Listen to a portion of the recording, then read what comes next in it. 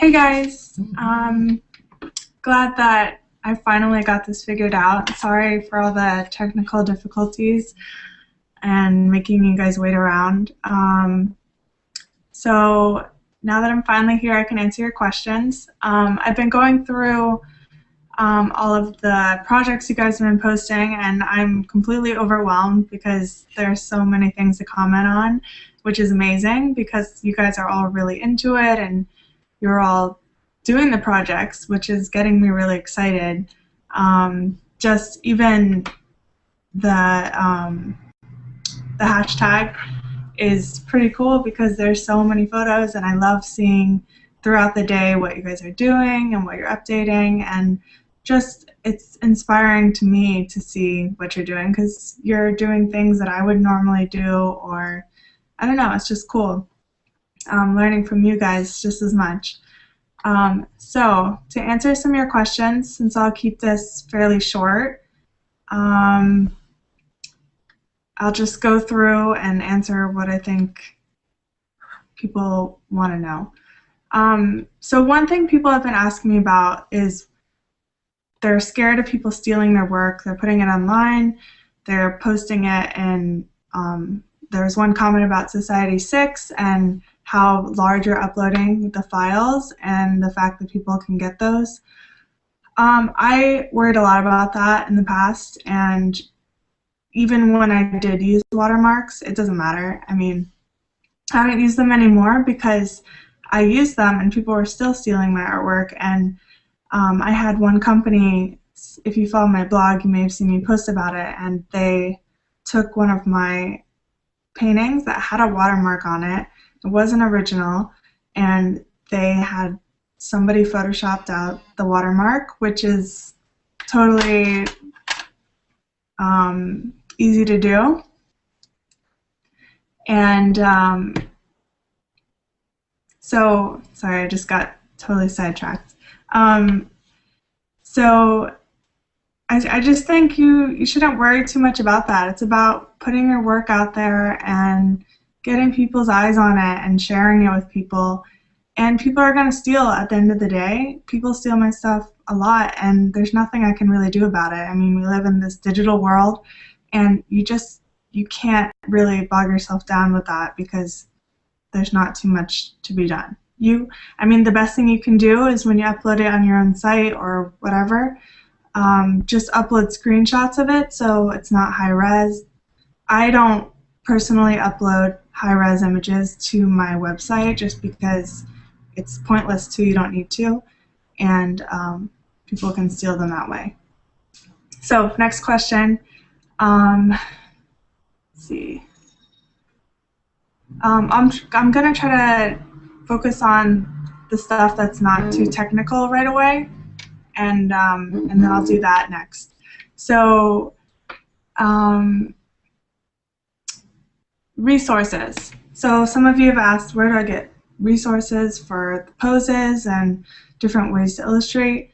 I use Pinterest mainly. I have a private board for poses where I look at, I don't know, just all over the internet, and I find fashion editorials and post, I just like pin all these images to my Pinterest board, and whenever I'm stuck or I don't know what to do or I want a new pose, because it's easy to get stuck doing like the same 3 poses, which I've kind of been in lately, and if you haven't noticed, it's just good to get out there and see what else you can do and get inspired again. So Pinterest is a great thing for that. Scanning. I can show you, I use this Magic Wand scanner, which is super small. I first got it when I was traveling a lot last year, and it was just impossible for me to scan things. I was always taking bad photos and trying to Photoshop them and make them look nice for my site, and I just got this because it's easy, it's quick, it's all good. So they're about $99, so they're cheaper than your average scanner, but they're not the best scanner you can get, but they work for me. Most of the images you see on my website are all scanned with that, and it gets 300 dpi and 600 dpi.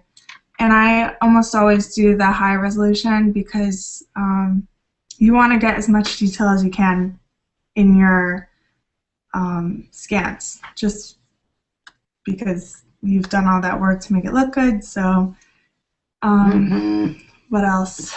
Sorry, I'm getting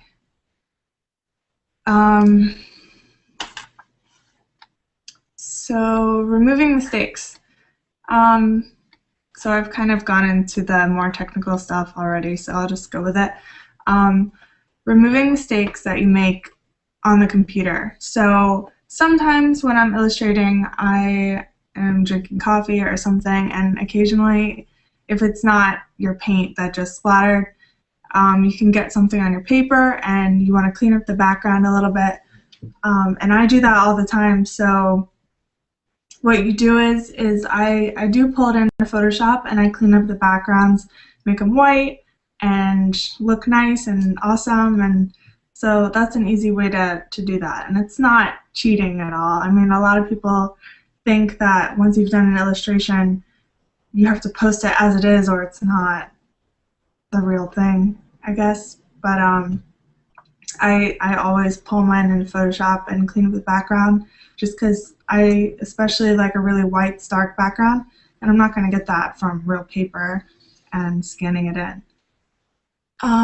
What else? So, printing. A lot of people have asked about printing and how I go about selling prints and stuff like that. Personally, I've always done it myself, so I bought a nice printer. I have an Epson R1900, and it's great and it's awesome, but now at this point, it's a little overwhelming for me to produce all my own prints. So I'm actually currently looking to have somebody else print them for me. But I think in the beginning, it's the best thing to do. I mean, you're printing things to order, and you don't want to have a big inventory or have to order 50 of each print because you don't know if you're going to sell them. So I like to do it as the orders come in. So that's a good way to do it. And then a lot of people asked me about Etsy versus Big Cartel. Etsy's perfect if you're just starting out. I started on Etsy, and it's great because there's a community, so people can search you and find you, and it's just a good way to kind of like get your work out there, I guess, in a way.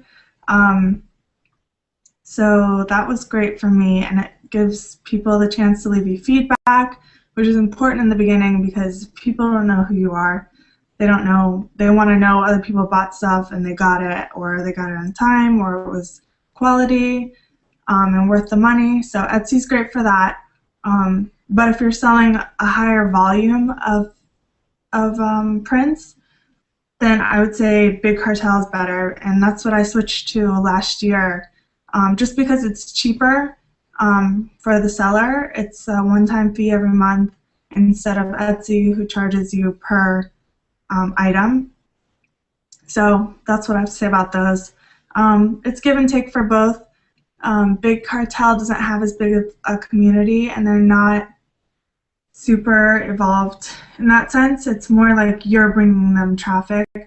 So, and they just give you a really nice space to sell your stuff and make it look pretty and all of that stuff. So I think that's it for those things. So some of the more technical stuff.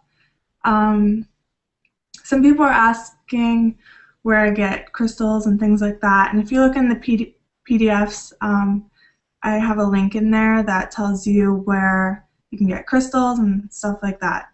And those are at artbeads.com, which I love. I mean, they're easy and simple.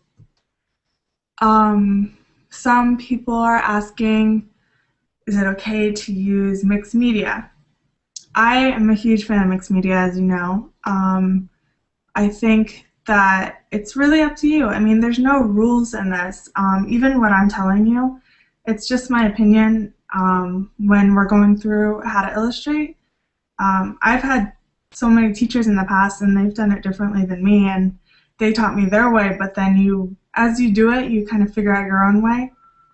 So it's all about just being open to other people's methods, but along the lines, if something isn't working for you, then don't do it. Find your own way to do it and explore, and that's what it's all about, and that's how you begin to create your own style, and you just evolve your work a little bit more that way. So if you want to use mixed media and you want to use charcoal in your drawing or anything really. I remember back in high school I had an art project and I used bleach on just these boards with like a color coating on them, and the bleach bleached the actual color off, and that was really cool, but you don't figure these things out unless you try anything. So you need to be open to trying new mediums, new whatever, if you want to go that route. What else? Facial features. Okay. Some people are asking me, they see on my website I do some pretty in-depth illustrations where there's tons of detail in the face, and there's just more to it than what I've shown you in the class. And those are two totally different types of drawings. The ones that we're doing in the class that I demonstrated, I would call that more of a sketch. That's a fashion illustration sketch, and that's something I do those and they're pretty quick. So I don't put a lot of detail in the face because those are about the clothes. And what else? When I'm doing something more detailed, that's going to be totally different. I mean, I'm going to spend a lot of time on the face. And so to answer the question, getting back to that, you can use whatever amount of facial features you want. It's really up to you. They're just different types of sketches, and some days you only have 10 minutes to do something, and some days you have hours. So it really depends what your goal is for your drawing. Illustrating white. Illustrating like white gowns and stuff like that. People are wondering, how do you do that? How do you show that? I mean, it's white, you're working on white paper. And I'm going to post a follow-up to this with links to some drawings I've done. And basically, you just add in like shades of colors. You do really light, really super water diluted colors, and you do, some days I do like a light blue for a shadow, and that really like pops out I mean, it gives the illusion that it's white, but if you look at somebody wearing a white dress, there's still shadows on it, and there's different shades of the white, and so it's not just that one white. You have to look and see. I mean, a good way to do this is to look at, like, I have these white curtains in the back of me, and you can see there's different colors within that white. Just look at things and think about them not just as being one solid paint stroke. Same as if you look at someone's face, there's a whole lot of different colors in it. Like in my face now from the screen, there's blues and reds and just all sorts of different colors. So you got to think that way and less of like, it's white, how do I illustrate that? And let's see. Some people have asked, they've seen, I'll post some links about this afterwards, but I did some paintings of lipstick and they don't have any pencil lines on them, and that's because I didn't use pencil. I just directly painted. Those were like painted sketches, I guess. It's totally cool. You don't have to sketch before you paint. You can do whatever you want, and sometimes it's almost more freeing to illustrate, just paint directly on the paper and not think about a pre-thought-out sketch. I think it's important to try that once in a while. It kind of changes how you think a little bit. And then What else? How much water to use, up to you. If you want it a light color, use a lot more water.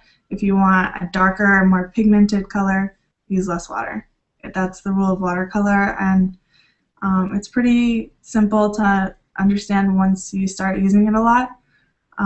If you're going for a white, use a lot of water. And if you're going for a deep red or something, don't use as much. But still, you can use a lot of water and get a pigmented color if you use a lot of paint. So just to wrap this up, I think that was about most of the questions that I wanted to touch on, except one more thing is that somebody posted about having a fear of blank paper, and yeah, we all get that, especially if you have expensive paper in front of you. You're freaked out. You're like, I don't want to mess up this paper, but there's a quote, which is, I'm going to get super corny, but it's saying you never know unless you try.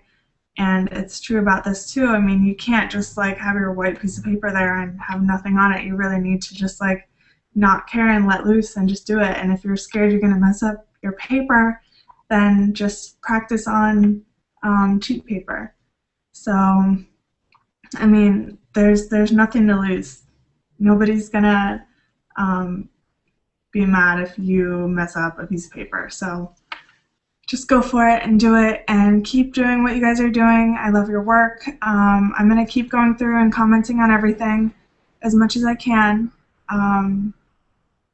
And I look forward to seeing all the watercolors. I've started seeing a lot of them on the hashtag and Instagram, which is Paper Fashion Class, if you want to add to that. And I'm so glad so many of you are using glitter, and I'm sure you're realizing how much of a mess it is.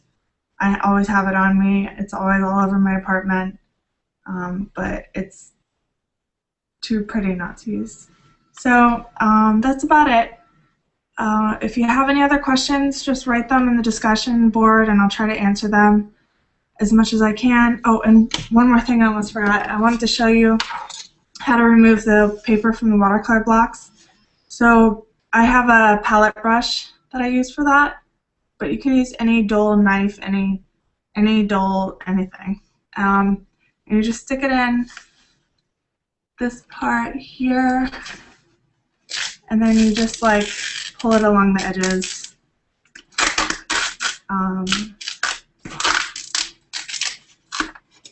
And then your paper's off. So, and you want to be careful with that. I just did it really quickly, but I do it 99 times a day. So just be careful because you don't want to rip your paper. So, and I use this palette knife, which you can get at any art store. Anyway, all right, thanks for watching, and I hope you guys got something out of this. And let me know if you have any more questions, and I can't wait to see the rest of the class and how it turns out. So, cool.